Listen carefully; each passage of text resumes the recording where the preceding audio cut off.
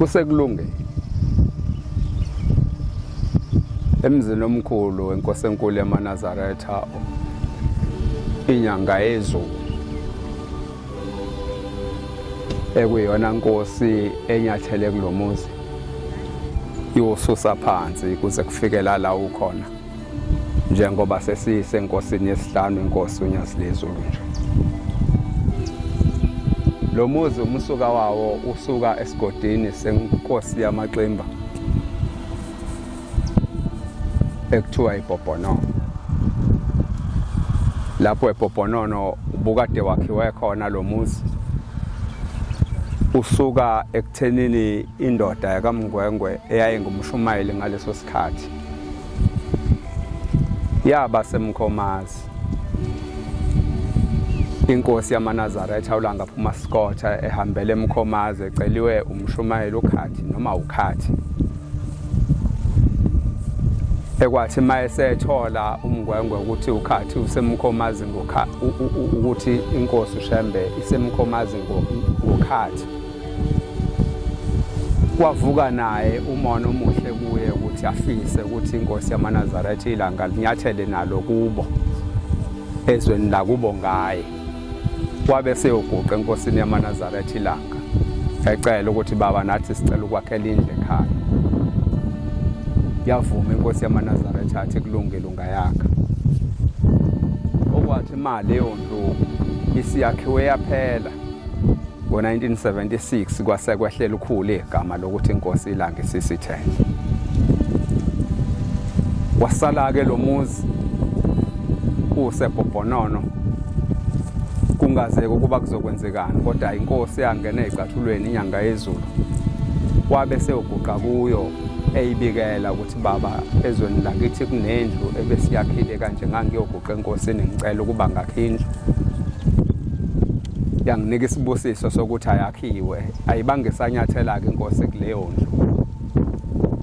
Ebika kwakunguJulayi ka-1977 okwathi ngo-Agasti 1977 inkosi yamaNazaretha yanyathela kulo muzi wasekulungeni. Isuka kuJulayi ka-1977 yathi ngo-Agasti siyongena ekulungeni. Nokho kwakungekhona-ke ekulungeni kodwa lelo gama lifike nayo inkosi inyanga yezulu yathi awungifikela kulunge khona yonke into la. Ayikho into engalungile, yonke into iphelele la ekhaya kulunge konke kusekulungeni la ekhaya. Lelo gama salithola kanjalo ngoba kulunge konke. Okuhambe kwahamba-ke inkosi yamaNazaretha ngokubuka indawo ukuthi isincane yacela ukuthi akuyokhonzwa enkosini yesizwe yakaMlaba icela indawo ethanda ukuvuleka. Okuyilapho-ke la ngimkhona njengamanje kuleyo ndawo eyacelwa muva kwathuthwa lapho emzini omdala owawakhiwe uMngwengwe kade ecela enkosini ilanga kwase kuzokwakha inkosi inyanga yezulu la sikhona njengamanje. Yathi ayizolushintsha igama inyanga yezulu sihamba nalo igama lasekulungeni kuseyisekulungeni okusha. Sisekulungeni nje namanje njengoba inkosi yasho kanjalo yathi ayizoqamba igama elisha kulo muzi kodwa kuseyisekulungeni. Ayike kumaxhapheshu-ke le nkosi kwathi ngokuhamba kwesikhathi obaba amadoda endawo ayekhona obaba bakaNgubane nobaba bakaMngwengwe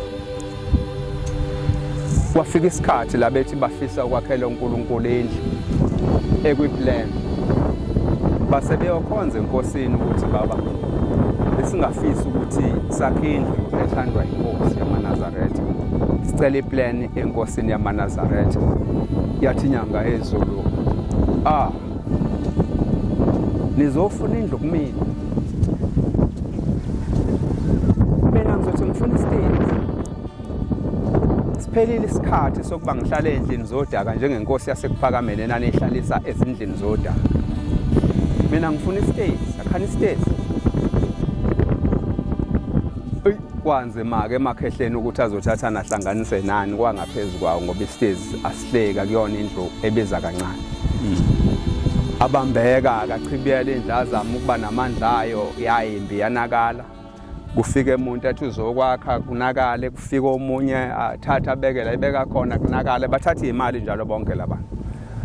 Ngoba bakhe indlu le athe uyayifuna uShembe bekuloko kunakala njalo ngoba akwakhiwa le ndlu athe uyayifuna estate. Kuhambe kwahamba-ke kwafika inkosi uthi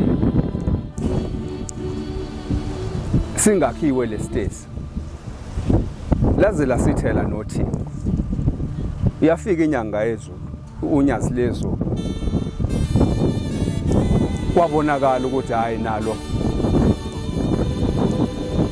lume lapho kwakumkhona umkhulu walo inkosi inyanga yezulu ufuna isitezi imanje ke lasimaxhaphezuke sizama leso sitezi ke ukuba sihlangane njengoba sasifunwe inkosi inyanga yezulu okwinkosi yesithathu sizoya sakha lesitezi enkosini yesihlanu kunjalo umlando wala ekhaya ekulungeni.